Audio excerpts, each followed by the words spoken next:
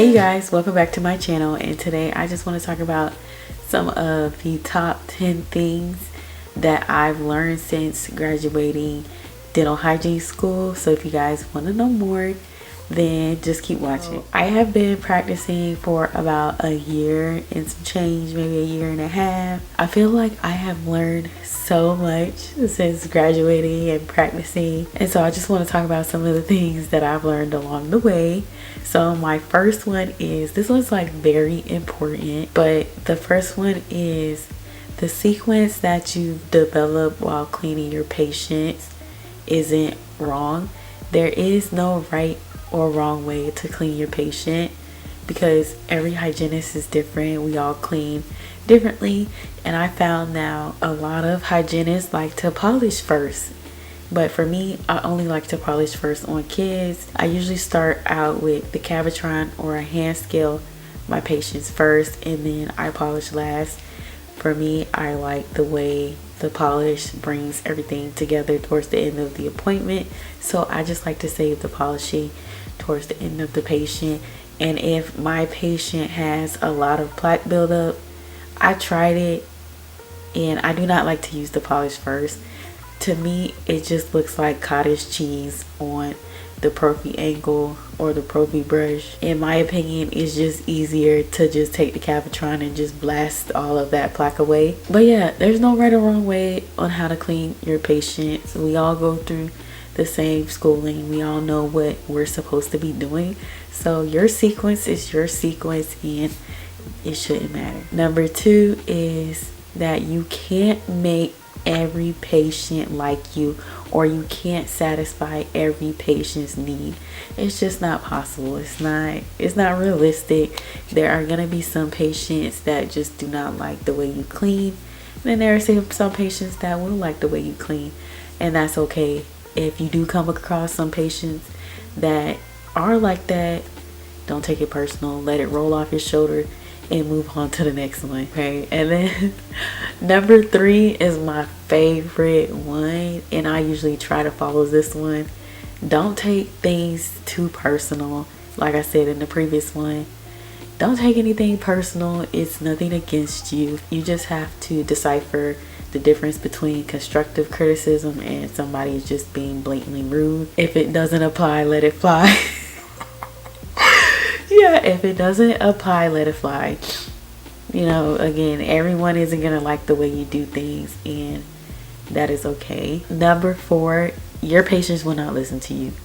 It doesn't matter how many times you tell your patients to brush morning and night, floss at least once a day. Your patients will not listen. Some will, some will not, and that is just the nature of hygiene. A lot of patients just want to come in and get their teeth clean and go about their business. Some patients like to hear how they're doing in regards to their oral hygiene. Others do not. They'll just completely ignore you or just act so nonchalant about it. But again, don't take it personal. It's nothing against you. And if they don't want to take care of their teeth, that's on them. It's their teeth at the end of the day. You're not losing your own set of teeth because of your patients not wanting to follow proper oral hygiene instructions. The best you can do is to just keep educating your patients every time they come in. It sounds repetitive, but it's just the nature of the job. There are some mean, nasty hygienists out there. Just be aware. Not everyone is nice. Not everyone has their best interests at heart, so you just got to be aware. You have to stand up for yourself, and that goes for your coworkers, the doctors, your patients, because they can sense fear, and once they sense fear, you become a target. Especially patients.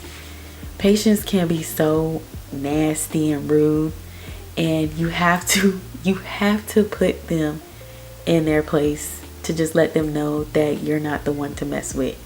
I'm the one who runs the appointment, not you. You came in to see me, and I do not have to see you. I feel like this is a big one. You will not be rich in dental hygiene. I don't know if anybody said this, But you will not be rich unless you're working your butt off. And that's for like sales, commissions, bonus. You have to be working. And that means working in corporate. So if you're not doing one of those things, then you're not going to be rich. Or if you have spouse who is wealthy. Because there is a lot of like designer and nice cars going around on TikTok. Or if you don't have any kids, I can see that. There's a lot of like designer bags and, you know, luxury items floating around on social media, and people think that if they go into hygiene, that automatically makes them wealthy. No. And some of these women have like years of experience fighting for their pay. Again, some women have wealthy spouses. Some people come from wealthy backgrounds. And when we see these things on social media, no one's actually giving the background information on how they're acquiring these luxury items. People automatically assume that, oh, she's in hygiene, she's making all this money. But no, people assume, people post what others want to see. It's a lot of influence, it's a lot of consumerism. You know, you're not going to be rich. You're going to make a livable wage, but you're not going to be rich. Yeah, you're just not going to be rich. It's not likely unless you're working your butt off. Do not work in corporate unless you have a strong desire and want to do so. Because most likely you're going to be working your butt off. You can make good money, but you're going to be working your butt off. It's most likely accelerated hygiene, double column. And there are some corporate offices that do single hygiene. But I know at the office I worked at, I did single hygiene. But eventually they wanted to migrate over to double hygiene, accelerated hygiene, but with no assistant. And yeah, they lost their minds. And that's why I'm not there no more. But yeah, there are some offices that do single hygiene, but it is a little trick to it. It is a gotcha moment when you do get in there, or I didn't know I'm supposed to do this, or this wasn't mentioned to me in the interview. Corporate tends to trick you or entice you with good benefits and good pay to get you in the door. It is a constant, never-ending cycle of trying to make money for that particular office, or let alone the whole corporate company. To me, I wouldn't work corporate. They have good benefits, is guaranteed health, dental, vision, 401k, all that good stuff. As opposed to a private practice, you have to literally fight for that stuff. I think this one is number 9. I would not recommend working 5 days a week.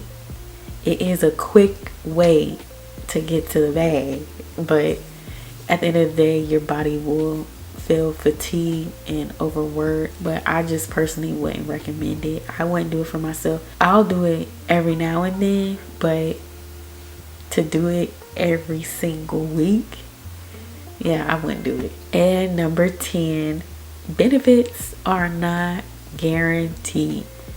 Like I said earlier, you have to fight for some benefits. Shouldn't be that way in dentistry, which I really don't understand why. I understand why, but I don't understand why, if that makes sense.